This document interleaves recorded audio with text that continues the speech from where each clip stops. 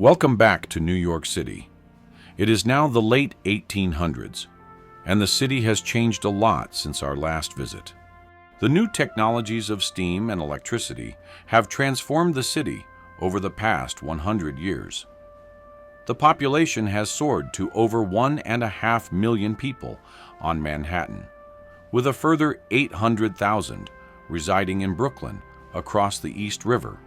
Some early high-rise buildings can now for the first time be seen peeking above the church spires. In the 1880s, France gifted a colossal statue to the United States. Representing the Roman goddess Libertas, she was to symbolize freedom, enlightenment, and the end of oppression. She was made of copper and stands over 300 feet tall, guarding the entrance to the city. Her copper skin would take a few years to oxidize and attain the more recognizable greenish tinge we see today.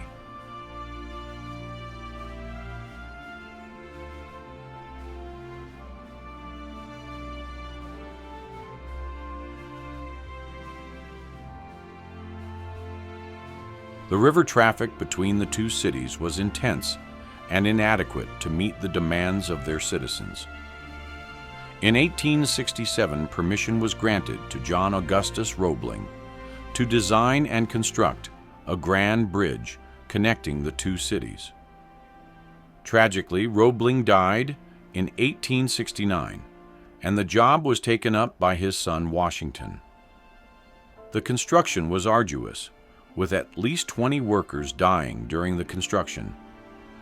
Finally, after 14 years, and costing $15 million, the Brooklyn Bridge opened in 1883 to a massive celebration attended by thousands.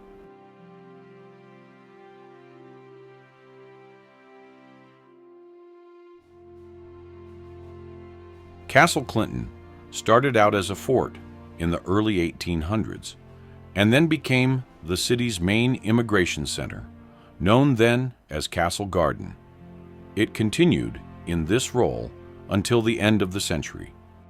Until 1890, Trinity Church was the tallest building in the city, but at that point, New York began its love affair with skyscrapers.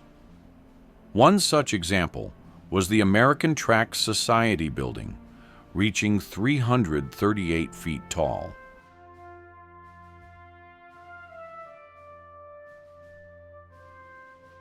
Lower Manhattan was the site of the earliest tall structures in the city, most notably on Park Row, where a trio could be found looking down on City Hall. They included the Park Row building, the New York World, and the New York Tribune buildings. Getting around the city in horse-drawn carriages was a bit slow for this period of rapid growth and industrialization. The solution at the time was to build a series of elevated train lines running along 4 of the major avenues. They were noisy and dirty. They also largely blocked out the sky at street level, but they did get the city moving. By far the most prolific transport between the islands was steam-powered ferries. Beginning as far back as 1817, ferries have been moving cargo and passengers across the city's waterways. From the 1860s, ferry companies were tied to railroad companies with rail stations at either end of the route for passengers to continue their journeys.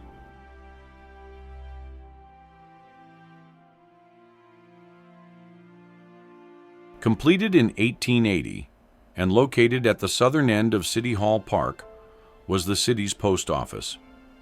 This grand old building also served as a courthouse. It had the nickname Mullet's Monstrosity and was largely disliked for its garishness. At the bottom of Fifth Avenue is Washington Square Park. In the early days of the city, it was a potter's field and burial ground. In 1826, it was transformed into a parade ground. To commemorate the centenary of Washington's inauguration, a 77-foot ceremonial marble arch was constructed. Before the building of the New York Public Library, which opened in 1911, the site was known as Reservoir Square, not Bryant Park.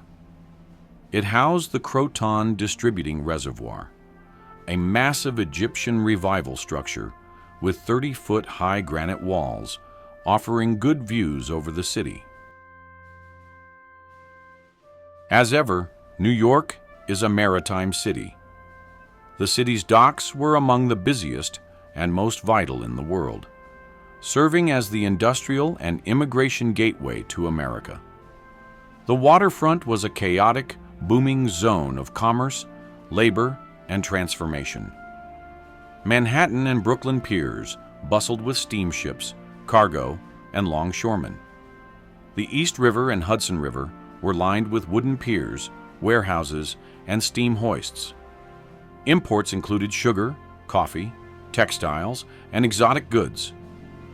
Exports ranged from manufactured items to raw materials.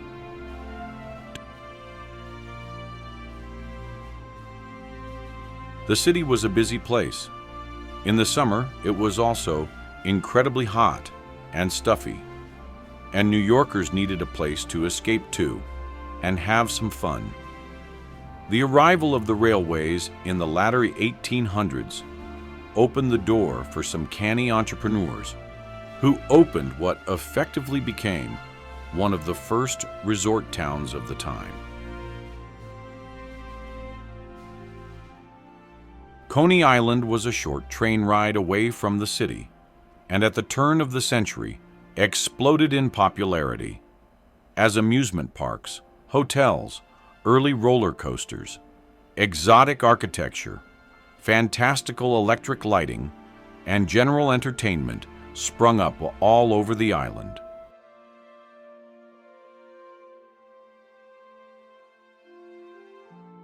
Throngs of early tourists would crowd the bustling promenades throughout the summer, enjoying themselves in a way that had never been done before, only to face the harsh realities of life back in the city once the holiday was over.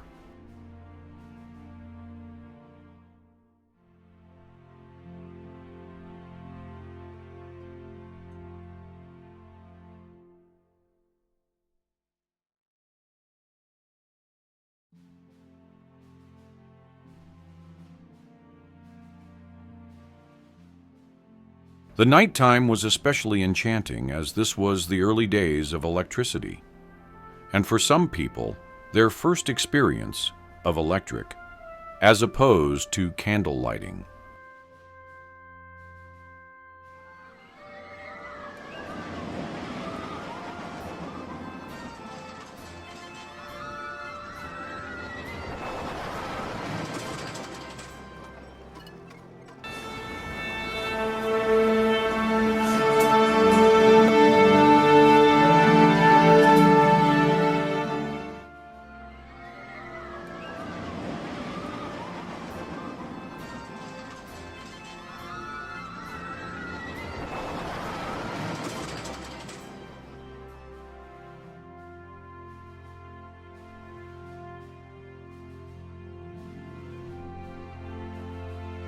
What was once just a footpath 300 years before, Broadway was now one of the city's main thoroughfares. Unlike most of the road network north of Canal Street, Broadway does not follow the grid. It cuts diagonally across the streets and avenues, creating interesting intersections which became natural hubs of activity, most notably Times Square. Central Park was designed in the 1850s as a place for all New Yorkers to relax and get away from the hustle and bustle. The massive block of land is 843 acres, stretching between 59th and 110th Streets. It was extensively landscaped by a force of over 20,000 workers, featuring man-made lakes, bridges, carriage roads, and lawns. St. Patrick's Cathedral is the crown jewel of Gothic Revival architecture in New York City, serving as the spiritual heart of American Catholicism and a landmark of civic grandeur since its completion in 1878, standing as the largest Catholic church in the United States at the time. In the 1890s, Grand Central Depot was a sprawling, chaotic transit hub at 42nd Street. It was built by Cornelius Vanderbilt in 1871 to consolidate three major railroads.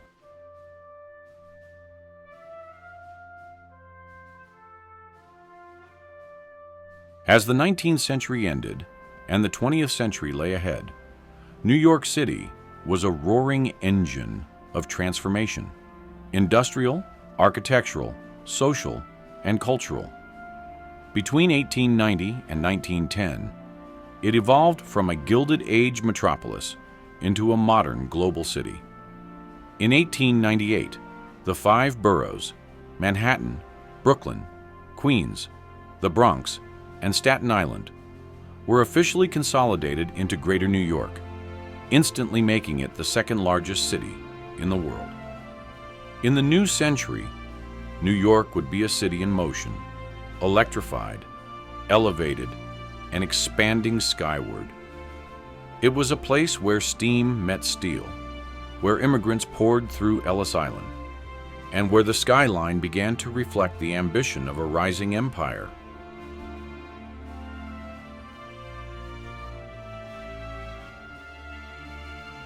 Join us again next time when we visit this amazing city in the early 20th century, as it races to become the skyscraper capital of the world.